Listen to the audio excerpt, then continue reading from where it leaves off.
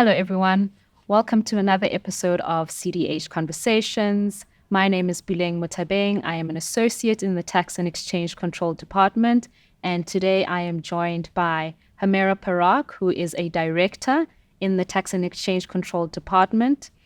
In honor of Women's Month, CDH is recording a series of episodes dedicated to women's empowerment. And in today's discussion, we are talking about the empowerment of women in the tax profession.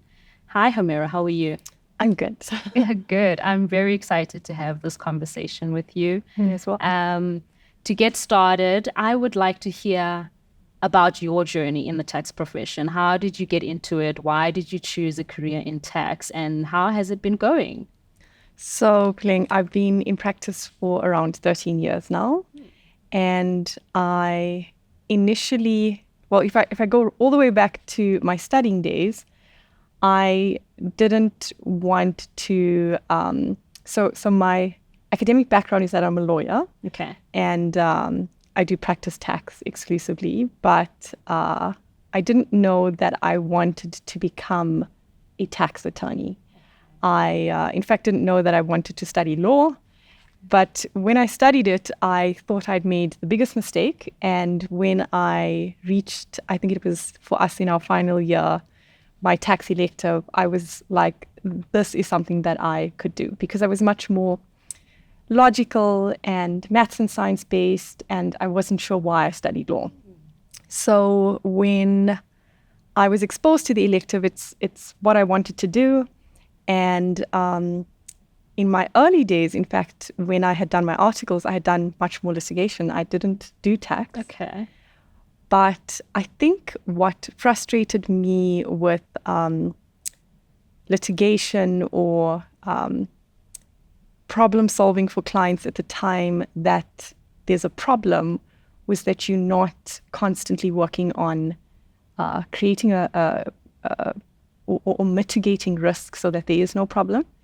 And not sort of hand-holding clients so that their business runs seamlessly, and you're not always sitting as a lawyer when there's a problem and trying to solve it at that stage. So having been exposed to litigation where it's always at the point where it's, a big problem that you've got to now solve, with court intervention, I easily transitioned to tax because, as I said to you, I mean, I had a underlying interest in it, and I sort of wanted to see more in practice. The practice was hugely different to what I had studied, but it was just amazing. I think, and I say this mostly to the juniors that come into tax, is the huge advantage about it is, I mean, where I am now, having initially not liked studying law, having now practiced it for so many years, I love the law. So I love the law generally. And I think the advantage with tax is that you get to see the law from, across the spectrum of what a practitioner would get exposed to. So you get pre-transactional experience where you get to do a lot of planning, for clients on their businesses. You can do mergers and acquisitions and structuring and all that nice stuff where you making use of innovation and planning Creativity, and absolutely creativity. And then you can also have within tax we do a lot of fiscal law, as you know. so we do tax, we do exchange control. So you get all that pre-work, but then you also get, once your deal is over, the decisions and the advice that we give to clients is ultimately tested by SARS, because it's a view the client takes and it goes into a tax return or doesn't go into a tax return, and that is ultimately tested. It could be tested at some point by our regulator, which is SARS, and then it could become litigious. So the advantage of with tax, and why I love to practice it so much, is that. And it's particularly within a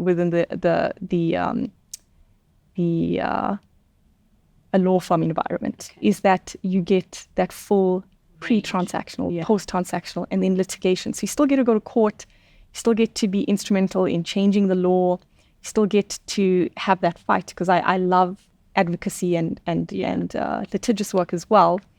And so my journey has been wonderful. And so right now, our team, and at CDH, we've got various teams that specialize in various areas of tax. Our team does corporate tax and international tax, and then we also do tax disputes as well. But it's just been a wonderful journey. Okay. And I guess the advantage of seeing that full range of kind of, or the spectrum of the different things that you can do is when you are, structuring a mergers and acquisitions, you kind of already have the foresight of what SARS might look at, what they might attack. And it kind of makes it easier from that perspective. Yeah. So in short, it's, and I probably, every other practitioner in our firm would say the same thing. It's wonderful because you get exposed to so much. Yeah. And so it's a really, really rewarding career from a, exposure and what your daily job is. It's very much enriching. Okay. And how about you? What's your, you slightly younger than me, an associate in our firm. What's your experience been like, and your journey been like? I would say a little bit similar, but a bit different as well. So I did a BCom law, and I wasn't sure what I wanted to do. But one of my teachers in high school said, "You're always arguing, I'm sure you'll want to be a lawyer one day."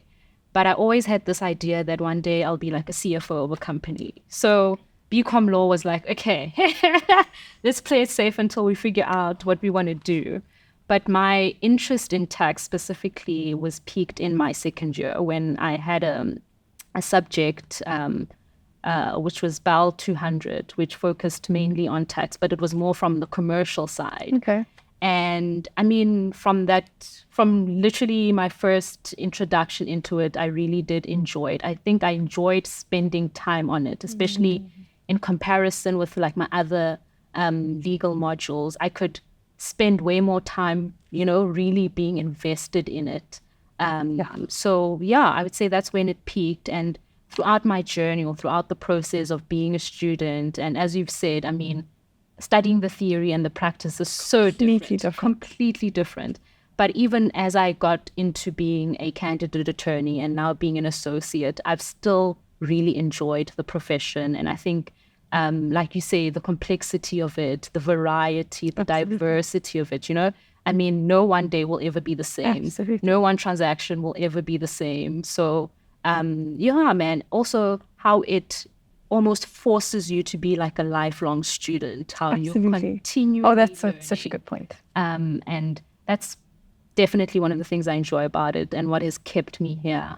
Yeah, absolutely. Yeah. And I think it would be remiss of us not to say, but every transaction that takes place, and this is a very, CDH is a very commercial firm, but every transaction that takes place has tax implications. Correct. And so we are quite critical to every deal that takes place within the firm. Yeah, that's true. So now speaking about our respective journeys, and you said you've been in the profession now for 13 years, and I'm coming up on just about 5. How would you say the landscape of women's representation in tax is currently, and how has it shifted from when you started as a tax professional to now? Yeah.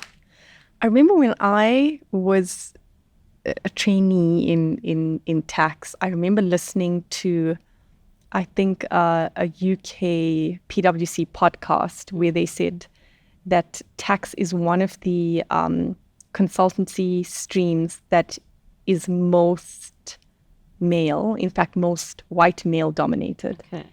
And that was in the UK. Yeah.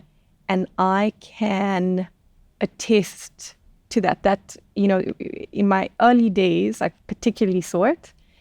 And, we do sort of see it or experience it now as well. The representation of females within tax is clearly not equal to males. It's much more male dominated. And I think that is particularly at the manager leader level, partner level. With juniors, even when I had started, I think I was always in quite diverse groups, but you'll see how the females will sort of trickle out, and you'd always be looking up to a partnership that was predominantly male.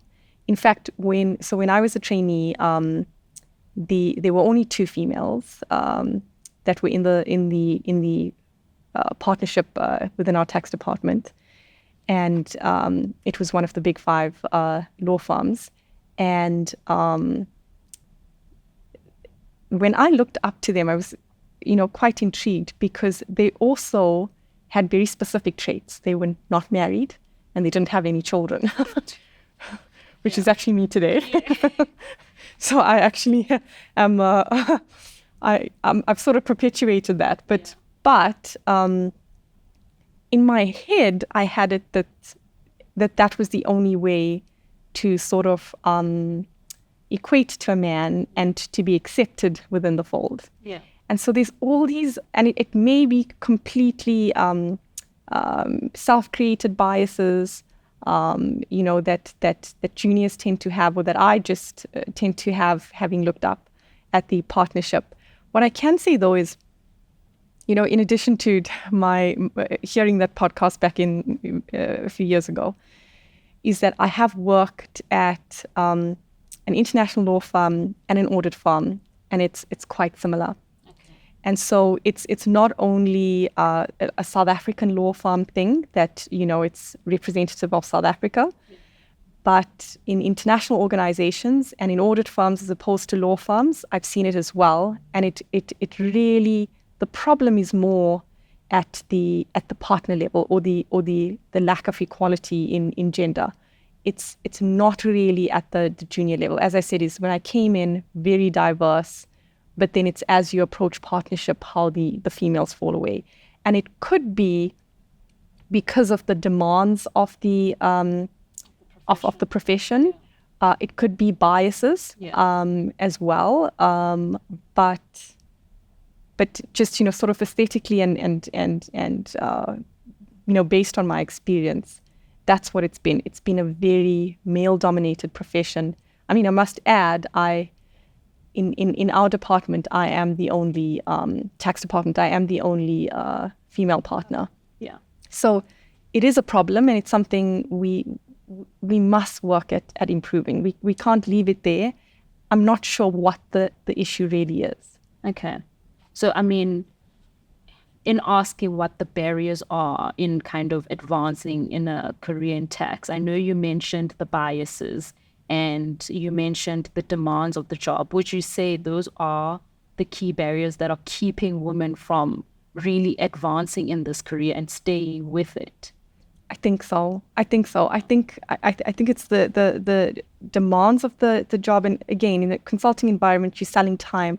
It's generally hard for women to sell time, because if they want to have families and children, and so that generally makes it difficult. I think it's just for us to also explore, why is it, across the various consulting environments, that tax stands out as a bit more male. I think that's for us, because the demands will still be the same in a corporate commercial law environment or in an auditing firm. But why is tax sort of standing out? And I think I'd struggle then to say just biases and just demands. I think there's something more that, we need to explore to try and fix that. I agree. And I think from the biases point of view, I think because tax is so technical, that perhaps people, whether consciously or unconsciously, they might think, okay, I mean, if you have to spend time to really understand something, you already don't have the time to do that. you might get dismissed and say, no, she doesn't have the time to concentrate on this, or because it's so complex, surely women can't understand this. That's very true. That's so very true. So it may, as you're saying, it may also just be a confidence thing. Yeah. So it may be that the younger females don't feel confident enough to take on something that is broadly regarded as so complex. Yeah. But then we need to help juniors become more confident. No, I agree. So to sort of help them through the journey of, the challenges and complexity and train them, sufficiently, but also give them that support and confidence that they can make it. Mm-hmm. And so what about you? What barriers have you seen, within your level in relation to women's representation in tax? Yeah, I think we've touched on it. I think it's definitely not that I've maybe, okay, so I think similar to you, lived experience in the sense of from a partnership perspective, it is generally male dominated. But as a junior, it is a bit more diverse, even across, you will see a bit more females. But maybe it's just a time thing for that to change. I don't know. But definitely, I do think biases play a role. I think the women are discouraged, I think, at a point, because it feels like you are putting so much in, but not getting, the kind of, the rate of return is almost, it doesn't make sense. I could get so much more by doing other stuff than to invest in a career in tax. And it seems women need to invest so much more than our male counterparts just to get to a certain level. So yeah, I think that's probably why. That's what I've seen, and yeah, that's what I've experienced. That totally makes sense. Yeah.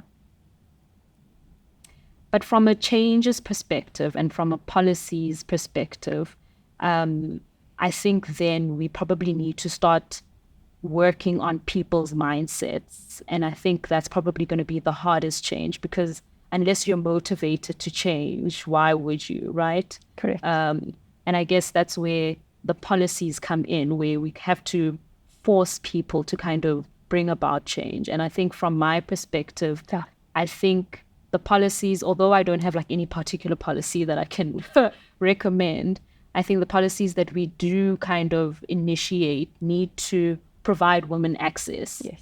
The access to support that they need to actually advance in the career, whether it's access to education so that they get that technical know-how, so that they grasp those complex technicalities of the profession. But also I think the networks, I think we're still a profession. I mean, the legal profession as a whole is so dependent on your network. And I think with a strong network, the world is your oyster. And I think women are still not allowed into the room as much as they should be. I think that's an excellent point, because, sometimes they say that corporate South Africa is a brotherhood and it's a male network. And the challenge, and that may be, across the board once you reach partnership, is that then you have these demands of, having to create a book of business and to have a client base. And the client for a tax practice is a CFO, or it's a head of tax. Yeah. And unfortunately, in corporate South Africa, those are predominantly a certain demographic. And so it's breaking into that. So gaining their trust. And, because tax, unlike other areas of law, carries a huge amount of risk, the clients want to instruct a practitioner that will they absolutely trust. Yeah. And so that requires that you have, been advising on tax for a certain amount of time. That requires that you have, worked with particular clients for a certain amount of time. And so the challenge is breaking into that to gain their trust, because, they could give other legal instructions to other departments, but it's because of the risk. And because of the risk, they tend to want to go to more gray hair. They tend to want to, stick with whom they trust and who they're comfortable with. And so then you find that, work sits in pockets because there are not a lot. I mean, let's be honest, it's not a huge fraternity. There's not a ton of us. Yes. But the tax legends, there are tax agents in our market, sit with a lot of work. And then there's some tax advisors that don't have or aren't exposed to that. So it's not only gaining traction in the network, as you say, internally within your organization, so that you develop the trust, so that you develop the support base, so that you so get those sponsors and mentors to uplift you, but also getting buy-in from corporate South Africa to trust you and to brief you and to instruct you. So it's there's not an easy fix. Yeah.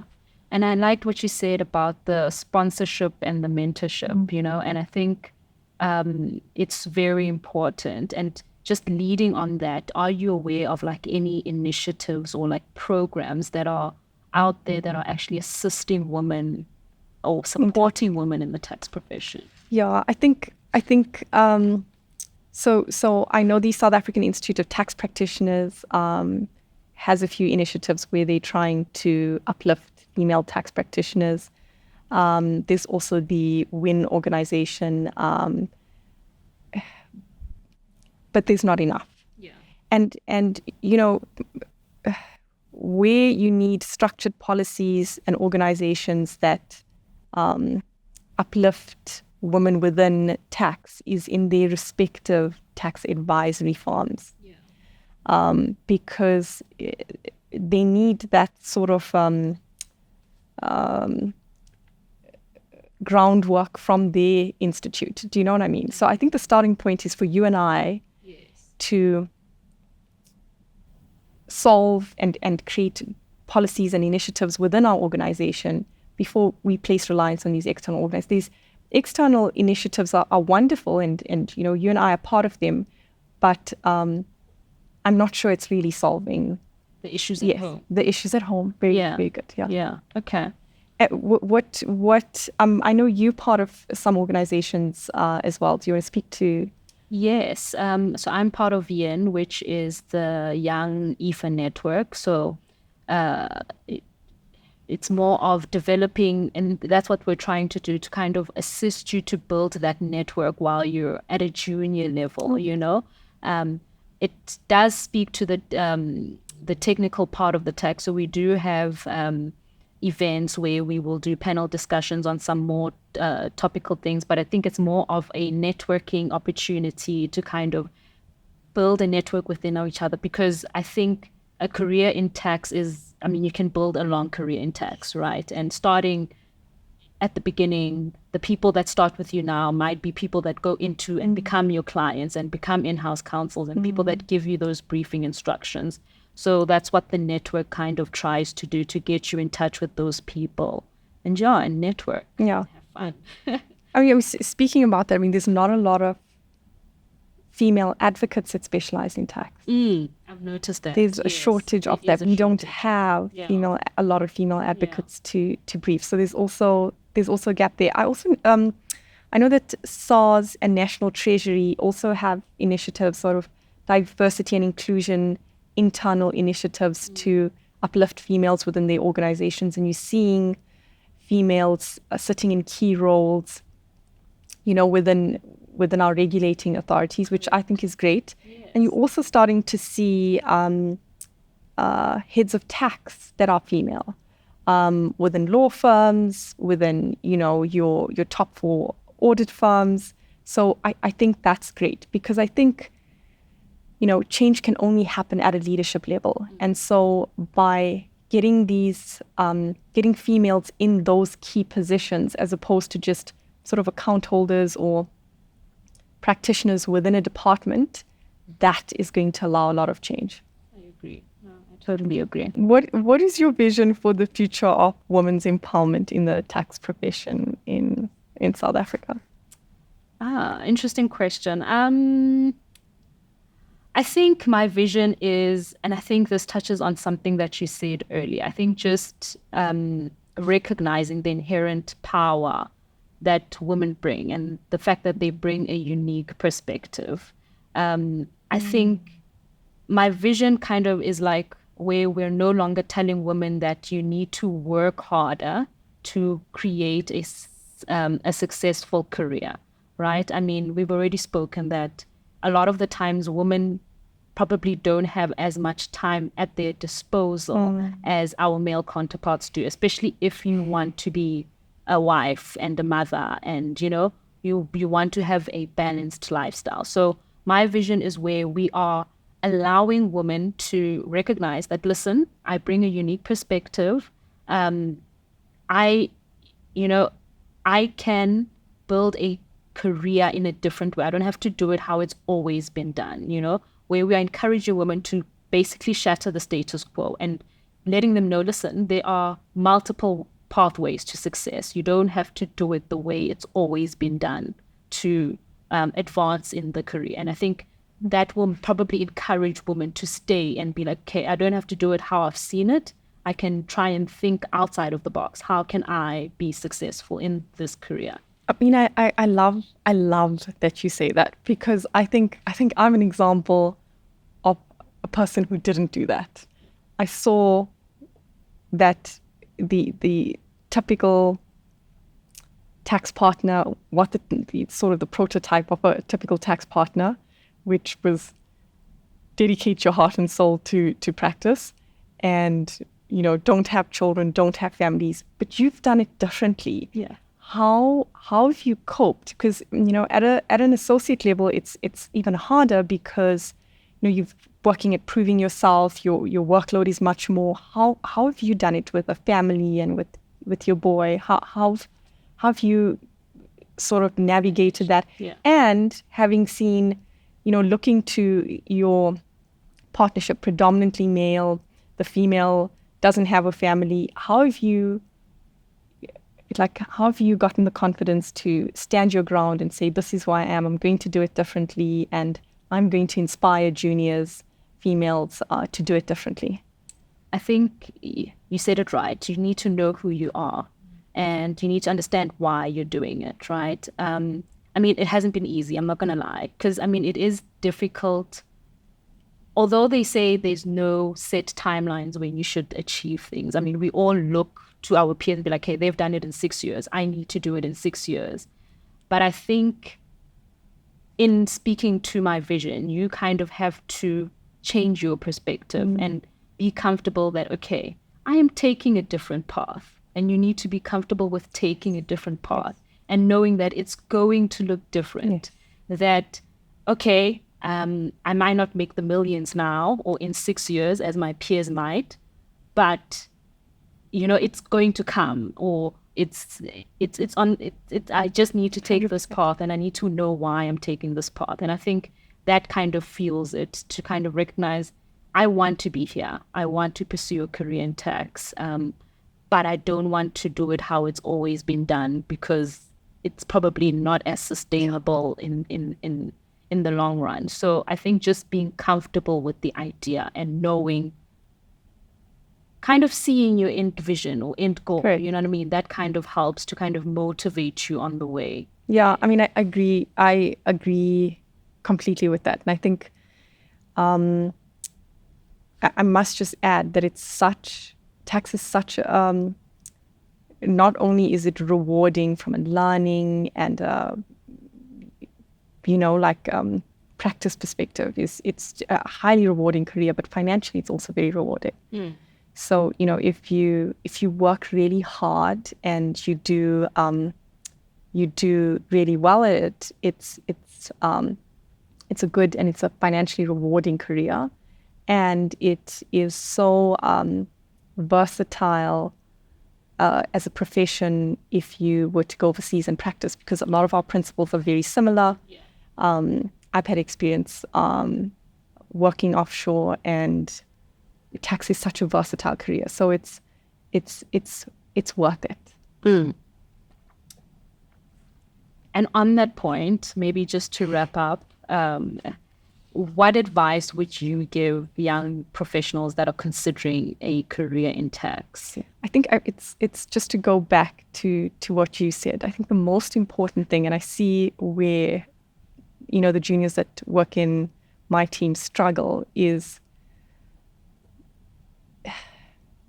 younger lawyers or chartered accountants, or, they want to reach partnership because they see that as the pinnacle within a certain time frame. Yeah. Tax takes much longer because the learning is much slower, because it's extremely high risk and extremely complicated. Yeah. And so I watch how juniors get so despondent with watching their graduates from university, from accounting or law, and how their career trajectory goes so quick, whereas tax takes much slower. In fact, we try to regard the instead of, for example, your articles being 2 years, we in a prior law firm that I worked at, we made the articles 4 years. So it was 2 years articles, 2 years trainee, because that was consistent with the audit firm environment, where in your first 4 years, that is where you are in training. So I see, so the first thing would be, don't be despondent about how long it takes, because it's so rewarding, as I said. And, if you stick with it, it's such, it will be worth it. The other thing is, again, with the juniors, I think it's the millennial thing. It's, the desire to know and, be sitting in a chair and advising clients and be front facing immediately and all of that. Yeah. That doesn't happen for a long time because of the risk that tax entails. And you will not know everything. In fact, every day you will question everything, and every transaction and every client's business is different. So you must question everything. But I see there that breaks the confidence. And that's why I really think when it comes down to it, it's a confidence thing that we have to work at, because when a junior doesn't have a matter and they're running it on their own, and they can see their colleagues in other areas of law or finance, they lose confidence and they don't feel inspired to reach high levels. So stick at it, and then you have to dedicate yourself to being a student for the rest of your life. Tax laws change annually, and so you're going to be learning all the time, but that's the wonders of tax. So insofar as women are concerned, I think it's for us to, as we've pinned it down, that if it's a confidence thing, to help them, to uplift them, to ensure organizations are creating policies and initiatives to help them up the ranks. And then so change it from the ground up, and perhaps help change the mindset of the partners to be more open to having these initiatives to groom females up the ranks, and to make concerted efforts to sort of change the demographic and change the aesthetic of tax being just a profession for males. Thank you, Howmera. I think what I got from that is comparison is the thief of joy if you want to pursue a career in tax, and always be open to learning and never give up. Always keep trying, keep showing up, and try your best, because it's so rewarding. Absolutely. But thank you, Howmera, for this conversation. It was very enlightening, and it was quite fun having it. Was for me too. At CDH, we do believe that the issues that women face as a whole, not just in tax, should be recognized throughout the entire year. But I hope this conversation will kind of, ring some alarm bells in people's heads to, really notice the issues and kind of work with us, the rest of the profession, to kind of bring about change. So I hope it does that. Thank you. The views and information expressed are those of the contributors at the time of publication and do not necessarily present those of the firm. All content is provided for general purposes only and does not constitute legal advice. We make no representations, warranties, or guarantees, whether expressed or implied, that the content on our podcast is accurate, complete, up-to-date, or reflects the current law. We accept no responsibility for any loss or damage, whether direct or consequential, arising from reliance on the information which is presented here.